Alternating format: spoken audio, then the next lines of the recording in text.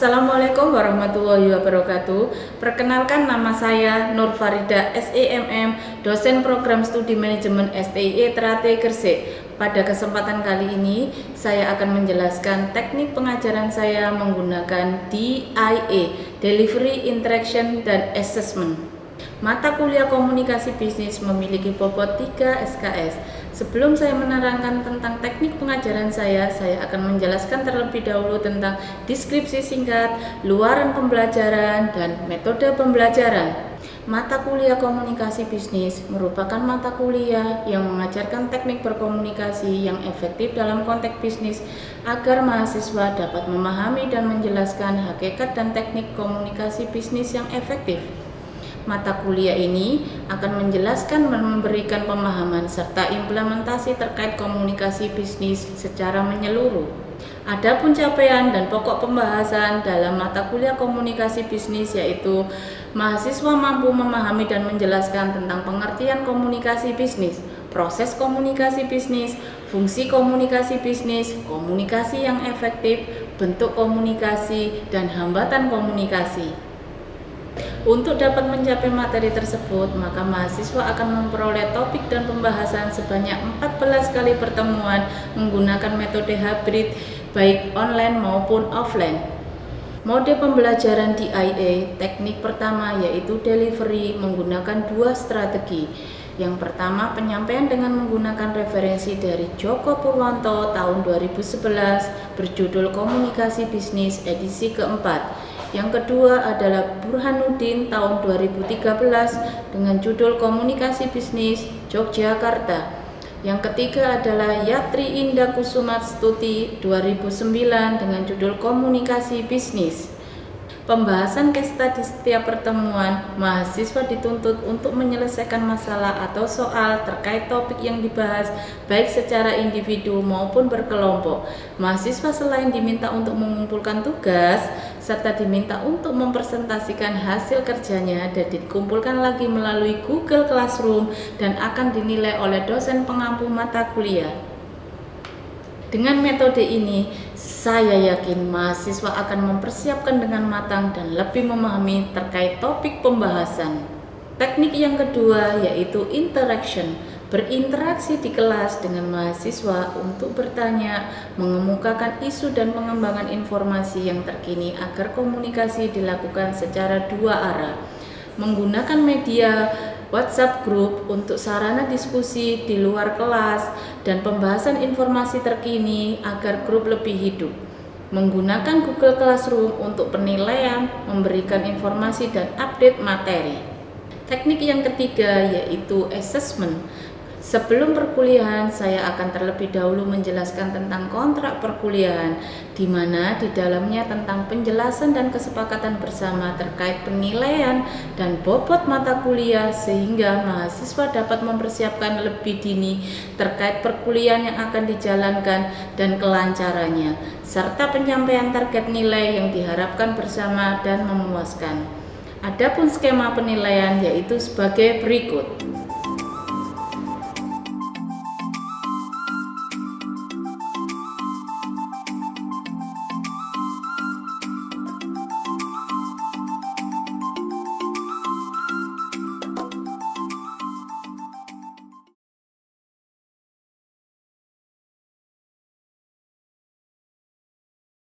Assalamualaikum warahmatullahi wabarakatuh. Waalaikumsalam warahmatullahi wabarakatuh. Selamat datang di mata kuliah komunikasi bisnis. Bagaimana kabarnya semuanya? Alhamdulillah. Alhamdulillah. Saya berharap kalian baik-baik saja ya semuanya. Pada kesempatan kali ini saya akan membahas tentang konsep komunikasi bisnis. Di mana sebelum memulai materi perkuliahan, saya akan menjelaskan dulu tujuan pembelajarannya, di mana tujuan pembelajaran tentang materi tentang konsep komunikasi bisnis ada 6, yaitu yang pertama, mahasiswa dapat memahami dan menjelaskan tentang pengertian komunikasi bisnis, yang kedua proses komunikasi bisnis, ketiga, fungsi komunikasi bisnis, keempat, komunikasi yang efektif, kelima, bentuk komunikasi, dan keenam, hambatan komunikasi. Sebelum masuk perkuliahan atau materi perkuliahan tentang komunikasi bisnis, saya akan menerangkan dulu tentang komunikasi, di mana komunikasi itu merupakan proses pertukaran informasi antar individu melalui sistem yang baik dengan simbol, sinyal, maupun perilaku atau tindakan. Yang saya kasih biru-biru ini saya tekankan di mana penekanan komunikasi itu melalui proses pertukaran informasi, simbol-simbol, sinyal, maupun perilaku atau tindakan. Sehingga komunikasi itu dapat diartikan sebagai transfer informasi atau pesan dari pengirim pesan atau yang bisa disebut dengan komunikan. Selanjutnya, saya akan menjelaskan tentang pengertian bisnis, di mana bisnis itu adalah kegiatan sistem ekonomi yang diarahkan pada manajemen dan distribusi hasil industri dan jasa profesional yang mendatangkan keuntungan. Adapun efisiensi dari kegiatan bisnis itu adalah kesibukan. Komunikasi itu yang digunakan dalam dunia bisnis itu mencapai berbagai macam bentuk komunikasi, baik verbal maupun non-verbal. Tujuannya yaitu untuk mencapai tujuan tertentu. Sekarang saya akan menerangkan tentang proses komunikasi, di mana proses komunikasi itu kita mulai dari komunikator. Yang kedua itu adalah pesan, selanjutnya saluran, lalu komunikan, di mana nanti ada umpan balik atau feedback-nya. Untuk lebih jelasnya, saya akan jelaskan satu persatu. Pengirim, yang pertama adalah pengirim atau komunikator. Mengirimkan pesan dengan cara menyandikan pemikirannya. Yang kedua adalah pesan, di mana pesan itu adalah produk fisik aktual dari penyandian oleh komunikator, pembicaraan, tulisan, gerakan, dan ekspresi wajah. Yang ketiga adalah saluran. Saluran itu merupakan perantara yang dipakai pesan dalam menempuh perjalanan. Baik itu saluran formal maupun informal. Kalau saluran formal itu disediakan oleh organisasi dan mengikuti rantai otoritas dalam organisasi, sedangkan saluran informal itu diciptakan secara spontan dan muncul sebagai tanggapan terhadap pilihan-pilihan individu. Selanjutnya penerima atau komunikan itu yaitu objek yang menjadi sasaran pesan, di mana sebelum pesan diterima dilakukan penerjemahan sandi simbol yang dipahami oleh komunikan. Di sini adalah gangguan yang biasanya kita sebut dengan noise, itu mewakili berbagai hambatan komunikasi yang mengacaukan kejelasan pesan, baik datang dari pengirim, saluran, penerima, maupun umpan balik. Yang terakhir di sini adalah yang paling penting itu adalah umpan balik atau yang bisa kita sebut dengan feedback. Itu adalah sarana pengecekan apakah pesan telah dilakukan atau diterima seperti yang dimasukkan pada awalnya. Selanjutnya saya akan menjelaskan tentang fungsi umum komunikasi. Fungsi komunikasi itu ada 3. Yang pertama itu adalah memberikan informasi atau bahasa Inggrisnya yaitu informing, di mana memberikan informasi ini tujuan pertama dalam komunikasi bisnis, yaitu memberikan informasi yang berkaitan dengan dunia bisnis kepada pihak lain. Contohnya itu seorang pimpinan suatu perusahaan kan membutuhkan beberapa pegawai baru yang ditempatkan sebagai staf administrasi di kantor-kantor cabang baru atau cabang yang ada. Untuk memperoleh pegawai yang diharapkannya, maka dapat memasarkan kerja melalui media, surat kabar, majalah, radio, dan internet, di mana masing-masing media informasi tersebut tentu saja akan memiliki kelebihan maupun kekurangannya. Jadi tergantung manajer untuk memilih media mana yang akan dipilih dengan mempertimbangkan kemampuan internal yang dimiliki oleh perusahaan. Fungsi komunikasi yang kedua yaitu melakukan persuasi, di mana sebuah komunikasi bisnis adalah melakukan persuasi kepada pihak lain agar apa yang disampaikan dan dipahami oleh audiensnya itu dengan baik dan benar. Hal ini sering dilakukan terutama yang berkaitan dengan negosiasi antara seseorang yang lain dalam bisnis, di mana untuk memperoleh hasil yang optimal dalam bernegosiasi ini, setiap perusahaan itu melakukan win-win solution, artinya yaitu solusi mana yang terbaik. Yang terakhir itu adalah melakukan kolaborasi, di mana kolaborasi ini adalah kerjasama bisnis antara seseorang dengan orang lain. Sehingga melalui jalinan komunikasi bisnis ini, seseorang dapat dengan mudah melakukan kerjasama bisnis, baik antara perusahaan domestik maupun dengan perusahaan asing. Saat ini kerjasama antar perusahaan di berbagai belahan dunia itu relatif mudah dilakukan seiring dengan semakin pesatnya kemampuan atau kemajuan teknologi komunikasi.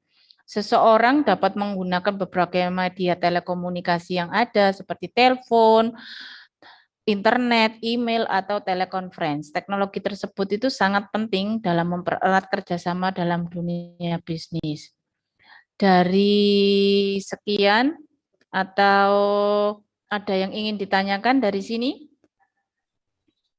Ada yang ingin ditanyakan atau ada yang belum paham dari slide ini? Saya Bu Zatul Ilmiah mau tanya. Ya, silakan Iza. Silakan Mbak Bagaimana Iza. cara kita untuk menerapkan, enggak Bu, bagaimana cara kita menerapkan komunikasi pada bisnis? Terima kasih Bu. Oh, baik, saya akan menjawab pertanyaannya Iza. Pertanyaannya saya ulang ya Iza. Bagaimana cara kita menerapkan komunikasi pada bisnis ya? Iya Bu. Oh ya, oke. Menerapkan komunikasi yang efektif itu sebenarnya tidak sulit, namun butuh upaya keras agar tujuannya bisa tercapai. Yang pasti dalam hal ini perusahaan itu harus ada atau saling berkomunikasi melalui tatap muka langsung atau melalui media. Kemudian langkah selanjutnya itu dengarkan pendapat yang dilontarkan oleh orang lain. Lalu Anda bisa berbicara jika memang diperlukan. Setelah itu, pihak penerima informasi bisa mengajukan pertanyaan. Misalnya, kalau kamu masih belum jelas. Pemberi pesan itu jika ada yang belum jelas, nantinya pemberi pesan itu akan memberikan jawaban. Apakah ada miskomunikasi atau ada hal-hal yang belum jelas. Bahkan komunikasi yang terjadi seolah-olah itu mengandung unsur soal dan jawaban karena adanya proses tanya jawab dan yang ada di dalamnya. Seperti itu Iza, apakah ada yang belum jelas atau ada yang belum dimengerti kata-katanya? Sudah Bu, cukup dipahami. Terima kasih Bu. Ya, sama-sama Iza. Baik, saya lanjutkan ya untuk materinya. Sekarang saya akan melanjutkan tentang bentuk komunikasi. Di mana bentuk komunikasi ini ada dua, yaitu komunikasi verbal dan komunikasi nonverbal. Kalau kita menjawab atau menerangkan tentang apa sih komunikasi verbal itu? Apakah komunikasi nonverbal. Jadi komunikasi verbal itu adalah kualitas komunikasi yang ditentukan oleh intonasi suara dan ekspresi raut muka serta body language. Kalau yang nonverbal itu adalah kayak isyarat, gerak-gerik, waktu, cara berpakaian, sesuatu yang dapat menunjukkan suasana hati atau peranan pada saat tertentu, seperti pada saat seseorang sakit. Nah, ini di mana nanti saya terangkan tentang bentuk komunikasi verbal dalam bisnis. Bentuk komunikasi verbal dalam bisnis itu ada 4, di mana poin yang paling besar yaitu mendengarkan sebanyak 45%, disusul berbicara 30%, membaca 15%, dan yang terakhir menulis 9%. Sampai di sini ada yang kurang jelas atau kurang dimengerti? Silakan. Kalian dengar suara saya? Dengar, Bu. Oh, dengar ya. Oke. Ada yang belum dimengerti atau kurang jelas? Silakan. Masih dimengerti, Bu. Oke, saya lanjutkan tentang memahami komunikasi bisnis, di mana komunikasi bisnis di sini ada nonverbal, itu contohnya itu perasaan orang, ada rasa senang, benci, cinta maupun yang lainnya. Salah satu contohnya itu bisa kalian lihat di bagian kanan, yaitu kalau menggertakkan gigi itu tandanya itu menunjukkan kemarahan, kalau mengerutkan dahi itu sedang berpikir keras, kalau seperti orang yang sedang pemikir, simbol itu ada yang dilarang merokok, dipasang di ruang tamu. Yang terakhir itu saya contohkan asbak ditaruh di atas meja. Sekarang penggunaan komunikasi nonverbal itu ada 5. Yang pertama adalah repetition. Jadi pesan itu diulang-ulang agar pesan tersebut nyampe kepada penerimanya. Yang kedua adalah contradiction. Contohnya itu mengangkat bau, artinya itu tidak tahu. Jadi kalian itu biasanya itu ada sesuatu tentang pertengkaran atau penyangkalan terhadap sesuatu. Yang ketiga itu adalah substitution, artinya pengganti pesan. Yang keempat complementing, itu contohnya itu menunjukkan ibu jari. Jadi itu biasanya itu kalian itu setuju atau menekankan kepada sesuatu bahwa yang dilakukan tersebut itu adalah bagus, good, good, good, seperti itu. Terus yang terakhir itu adalah assenting, di mana pesan tersebut itu ditekan, penekanan seperti menggarisbawahi atau di underline pesan verbal tersebut. Contohnya berbicara dengan sangat pelan. Yang selanjutnya saya akan menerangkan tentang pentingnya komunikasi nonverbal. Penting sekali ya komunikasi nonverbal di sini itu, terutama dalam menyampaikan perasaan dan emosi, ada juga mendeteksi kecurangan atau kejujuran, serta sifatnya yang efisien. Dengan memperhatikan isyarat nonverbal, seseorang itu dapat mendeteksi kecurangan atau menegaskan kejujuran si pengirim pesan. Jadi si pengirim pesan itu jujur apa enggak itu bisa dilihat dari isyarat nonverbal tersebut. Next ya, saya lanjutkan tentang tujuan komunikasi nonverbal, di mana menurut Jill and Booth dalam Excellent in Business Communication-nya itu ada 6 hal tujuannya. Yang pertama adalah memberikan informasi, yang kedua mengatur alur suatu percakapan, yang ketiga itu mengekspresikan emosi, yang keempat itu menentang atau mengembangkan pesan-pesan verbal, yang nomor 5 itu mengendalikan atau mempengaruhi orang lain, dan yang keenam atau yang terakhir itu mempermudah tugas-tugas khusus, misalnya memberikan contoh cara mengayunkan tongkat golf yang baik dan benar. Di sini saya akan menerangkan juga tentang hambatan komunikasi, di mana hambatan komunikasi itu ada 4. Yang pertama itu adalah faktor psikologi. Psikologi itu mencakup tentang minat, sikap, pendapat, kepercayaan, contohnya ya. Terus yang kedua itu adalah fisik. Fisik itu bisa dilihat dari kelelahannya, daya indera, kondisi tubuhnya. Lalu yang ketiga itu budaya, saya contohkan budaya di sini itu adalah adat istiadat, norma atau tata nilai, dan yang terakhir itu adalah lingkungan, di mana lingkungan ini sangat mempengaruhi kita komunikasi. Sukses tidaknya seseorang itu biasanya ditentukan oleh lingkungan di mana dia bergaul, ada konteks lingkungan atau ruang waktu. Sekian presentasi atau materi perkuliahan tentang komunikasi bisnis. Barangkali di sini ada yang masih kurang jelas atau yang ingin bertanya, silakan. Saya Bu Febi mau bertanya. Ya, silakan Febi.